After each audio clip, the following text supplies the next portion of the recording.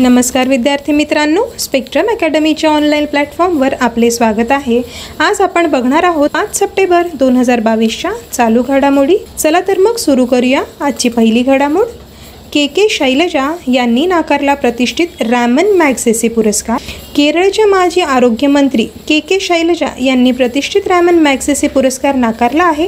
Corona आणि Nipah विषाणूच्या प्रसारादरम्यान केलेल्या उल्लेखनीय कार्यासाठी त्यांना 2022 सालाचा रॅमन मॅगसेसे पुरस्कार देण्यात येणार होता। भारतीय कम्युनिस्ट पक्षाच्या CPI नेत्या शैलजा यांनी पक्षाशी चर्चा केल्यानंतर या संदर्भात निर्णय घेतला आहे। या पुरस्काराला आशियाचा नोबेल पुरस्कार असे देखील संबोधले जाते।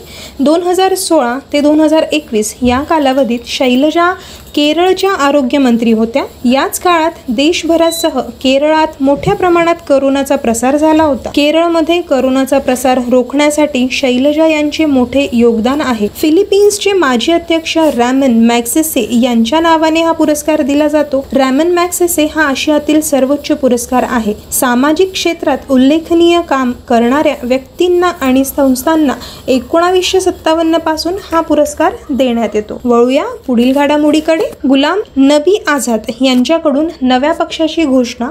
काँग्रेसला सोडचिठ्ठी दिल्यानंतर आता गुलाम नबी आझाद कोणतं पाऊल उचलणार याकडे सर्वांचं लक्ष लागलं होतं।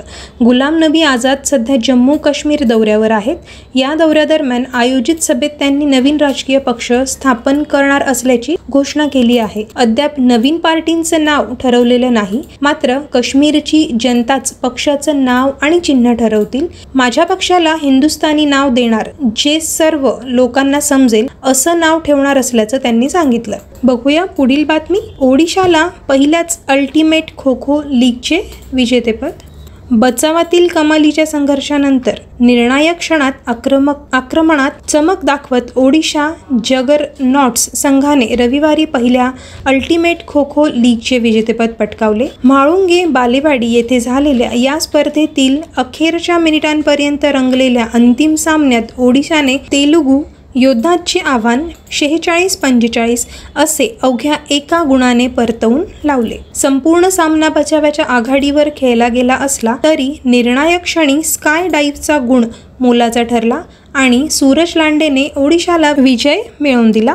विजेत्या ओडिशा संघाला रोख 1 कोटी, उपविजेत्या तेलुगू संघाला 50 लाख पारितोषिक देण्यात आले। बघूया पुढील बातमी। बांगलादेशच्या मुशफिकुरची 2020 क्रिकेटमधून निवृत्ती। बांगलादेशचा अनुभवी यष्टिरक्षक मुशाफिकुर रहीमने रविवारी 2020 क्रिकेटमधून निवृत्तीची घोषणा केली। एक दिवसीय आणि कसोटी क्रिकेटवर लक्ष केंद्रित करण्यासाठी आपण हा निर्णय घेतल्याचे मुशफिकुरने सांगितले आहे। मुशफिकुरने ट्विटरवरून निवृत्तीबाबतची घोषणा केली।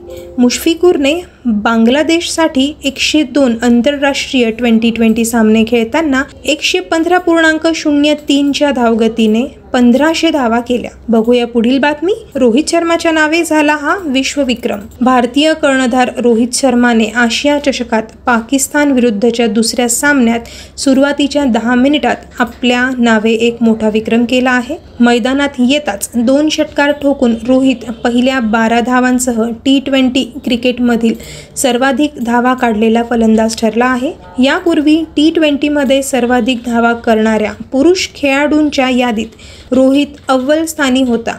मात्र महिला क्रिकेटमध्ये न्यूझीलंडची फलंदाज सुझी बेट्स त्याच्यापेक्षा 11 धावांनी पुढे होती। आजच्या पाकिस्तान विरुद्धच्या सामन्यात सुंदर खेळीसह रोहितने महिला व पुरुष अशा दोन्ही यादीत सर्वाधिक धावा करण्याचा विश्वविक्रम केला आहे।